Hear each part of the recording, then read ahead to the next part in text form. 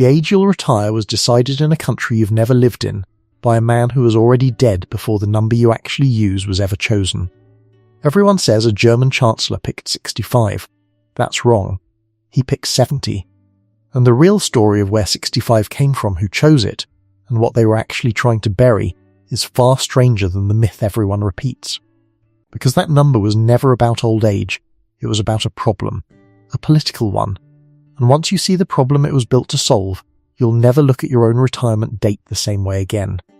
Almost no one has ever asked the obvious question: who, exactly, decided you were finished at 65 and why has nobody changed it since?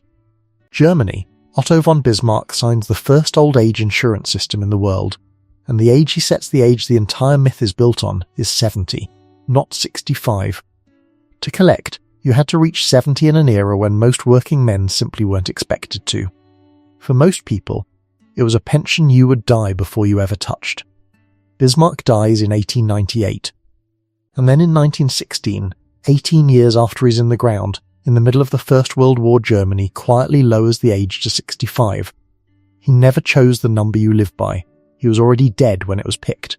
So the real question was never why did Bismarck choose 65. The real question is, who did and what were they actually solving when they reached past a dead man's law and moved the number down? Because the system was never really built around old age at all. It was built around a threat. When Bismarck's government created old age insurance in 1889, Germany wasn't trying to fund a generation of healthy retirees. It was trying to outmaneuver a political enemy.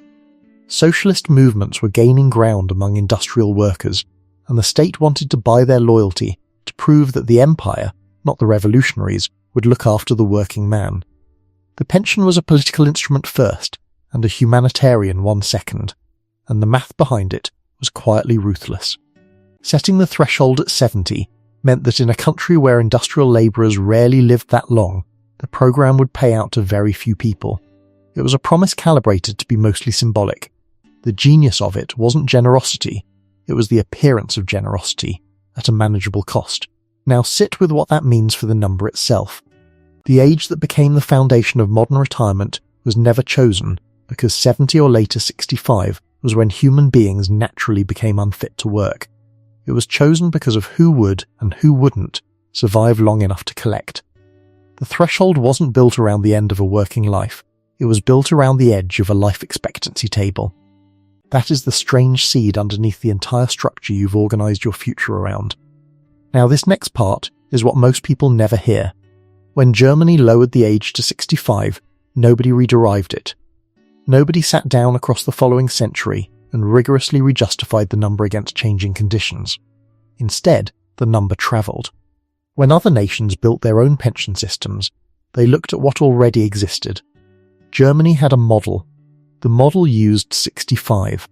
So 65 got copied not because each country independently concluded it was correct, but because it was there, and borrowing an existing standard was easier than inventing a new one.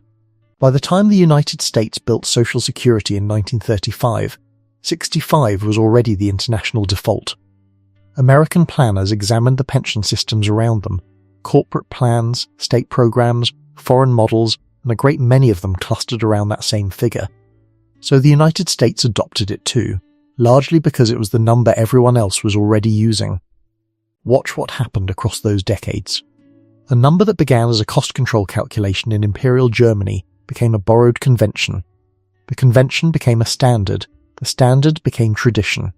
And tradition, repeated long enough, became something far more powerful than any of those things. It became common sense. Nobody kept re-choosing 65. People inherited it and then forgot it had ever been a choice at all. Now put the two worlds side by side, the one that made the number, and the one still using it. When Bismarck's system was built, life expectancy at birth in industrial Germany hovered in the 40s. A man who reached old age was the exception. The years a worker might spend collecting a pension, if he collected at all, were few. The system was designed for a world where retirement, in the modern sense, was a narrow window at the very end of a hard life. Now look at today. In most developed nations, a person who reaches 65 can expect to live roughly another 2 decades. Not 2 years, 2 decades. The window the system was built to cover a brief, Late life remainder has stretched into a quarter of an entire lifetime.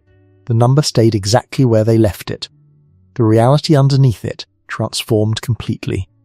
That is the contradiction, hiding in plain sight. We use a threshold calibrated for a world where reaching it was rare, and surviving past it was brief to organise a world where reaching it is ordinary and living far beyond it is expected. The figure didn't adapt. The human lifespan moved around it while it stood perfectly still, and almost no one noticed because the number had stopped feeling like a number.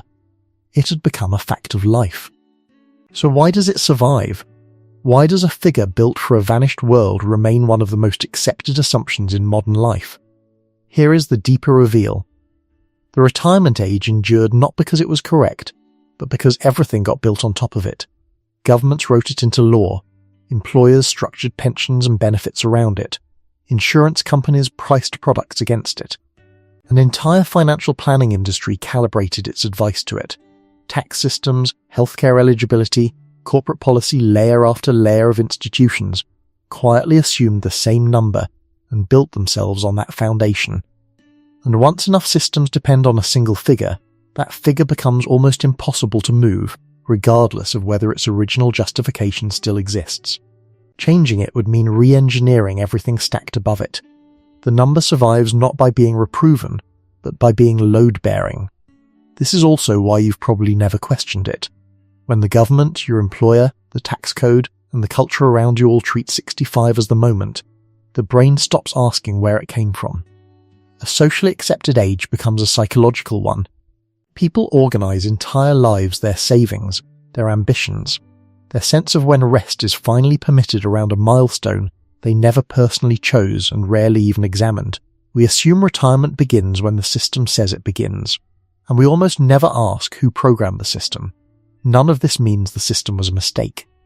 Bismarck's pension, for all its cynical math, was a genuine breakthrough, the first time a state accepted responsibility for citizens too old to work.